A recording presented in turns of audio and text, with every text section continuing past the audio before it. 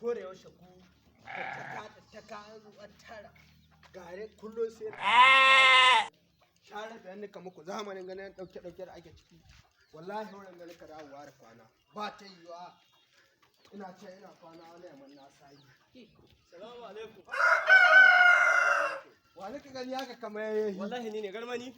An wani lafiya. Yaushe rabo. Ka gani dai wallahi. Yaushe rabon duniya da ayaraye. Ashe kana gari.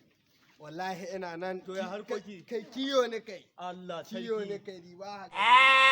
Ka san yanzu komai ya cuɗe. Wallahi gaskiya ne. Dole mutum ya koma gona. To amma ka san abin da nika so da kai. Sai ka faɗa. Ka an kare ina ga ma dan yanzu. Da ka shaho da ka gani ya daina ɗauka 'yan kaji yanzu dabbobi ma ya ka ɗauka da saniya da sa da tunkiya da maraƙi babu abin da shaho ka bari wannan hakanan nan ka ga wanga na gani wani aka dawo ayo ƙasa kuma ya sake ɗauke shi ya sama da shiya. Wayo to don haka ka ankare. Wallahi ina nan. Kana nan ne kakka kusa. Ina nan. Ka ankare ba. Kakka samu damuwa. Ina. To bari in tawo in saurusa. Ta ya nika wurin shaho in saurusa.